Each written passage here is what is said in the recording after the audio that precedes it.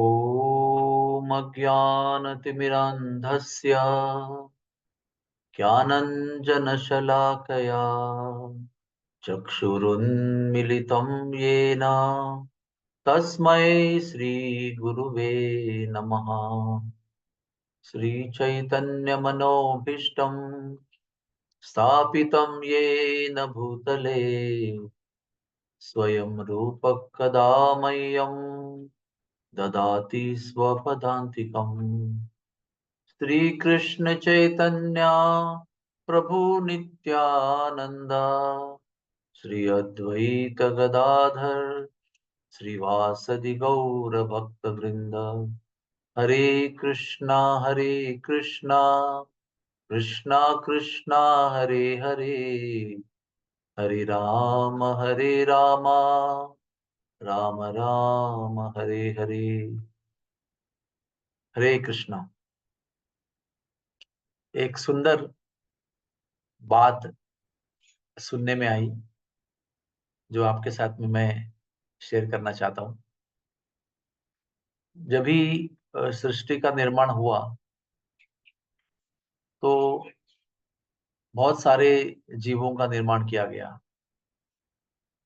84 लाख योनि का निर्माण किया गया। उसको उपसर्ग कहते हैं। प्राथमिक निर्माण के बाद में द्वितीय निर्माण, सेकेंडरी क्रिएशन ब्रह्मा जी के द्वारा किया जाता है। उसमें मनुष्य योनि का भी निर्माण होता है और मनुष्य योनि में 4 लाख योनियां होती है, चेतना के अनुसार, शरीर के अनुसार नहीं। और उन 4 लाख योनियों में देवताओं की योनि भी आती है और देवताओं के बाद में ग्रह तारे भी आते हैं। तो उसमें चंद्र देवता का जब निर्माण किया गया तो चंद्र देवता को, ये सभी देवताओं को अपना अपना स्थान दिया गया, अपनी अपनी सेवा दी गई। तो चंद्र देवता को अंधकार में स्थान दिया गया। भगवान के धाम में अंधकार नहीं होता है, 24 घंटे हर समय प्रकाश रहता है। लेकिन भौतिक विश्व में, क्योंकि भौतिक विश्व घूमते रहता है, इसलिए कुछ समय अंधेरा कुछ समय उजाला होता है। तो जहाँ सूरज है वहां उजाला है, लेकिन जहां पर सूरज नहीं है वहां पर अंधकार होता है। वहां पर चंद्र देवता को स्थान दिया गया। लेकिन चंद्र देवता ने फिर भी सूर्य से प्रकाश लेकर उस अंधकार में प्रकाश उत्पन्न किया।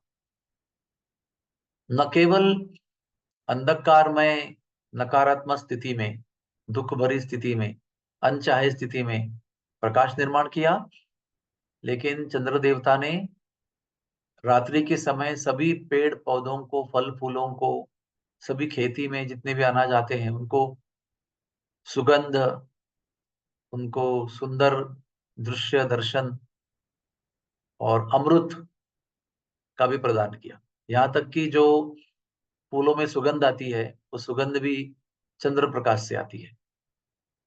अन्न में, फल फूलों में जो स्वाद आता है वो भी चंद्रमा के किरणों से आता है। इतने प्रकार के सूक्ष्म और स्थूल प्रकार के लाभ सब जनता को दिए, आम जनता को दिए।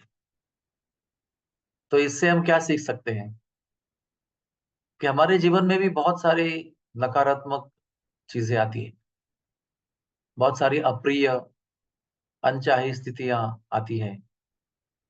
कभी कभी किस्मत ही ऐसे रहते कि जन्म से ही हम गरीब रहते हैं, कुरूप रहते हैं और आरोग्य ठीक नहीं रहता है, समाज ठीक नहीं रहता है, सब कुछ नेगेटिव है।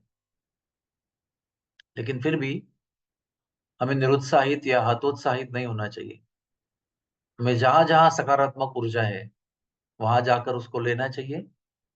नंबर 1, चंद्र देवता ने अपने नकारात्मक स्थिति को सबसे पहले सूरज का संपर्क और संग करके सकारात्मक किया। लेकिन चंद्र देवता वहां रुके नहीं। चंद्र देवता ने जो अपने जीवन में सकारात्मकता लाई वो पूरे विश्व को भी बांट दी। तो हमें भी जो सत्संग है वो सत्संग करके सकारात्मक ऊर्जा को लेना चाहिए और अपने जीवन का उद्धार करना चाहिए। लेकिन यहाँ तक कि रुकना नहीं चाहिए।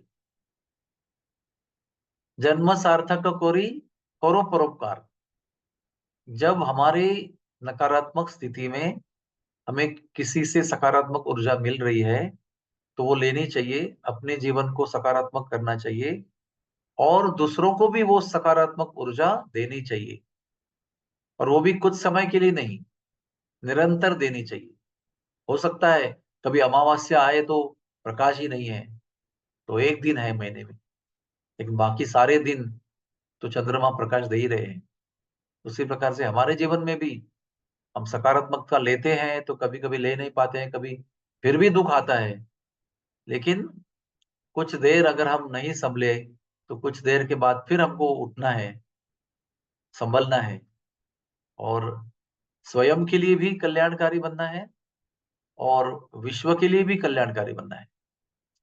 हमारे लिए वैसे तो नकारात्मक स्थिति को बनाए रखने के लिए कोई कारण ही नहीं है, क्योंकि पूरा जीवन ही वैसे नकारात्मक है, जन्म मृत्यु जरा व्याधि। लेकिन सत्संग ऐसा प्रकाश है जो प्रकाश से कि जन्म मृत्यु जरा व्याधि का कष्ट जो है वो मिट जाता है, और इस दुख भरे स्थिति में होते हुए भी परम आनंद का अनुभव हो सकता है। तो ये सूर्य जो है ये हमारे सबके जीवन में उपस्थित है, और हमें इस सूर्य का प्रकाश लेना चाहिए, स्वयं प्रकाशित होना चाहिए, और विशेष रूप से जब विश्व में अंधकार होता है तो ये प्रकाश सब जगह प्रकाशित करना चाहिए। ये है कठिन परिस्थितियों में भी स्वयं और विश्व को कैसे आनंदित किया जाए, इसका फॉर्मूला। हरे कृष्णा कृष्ण कृष्ण हरे हरे, हरे राम राम राम हरे हरे।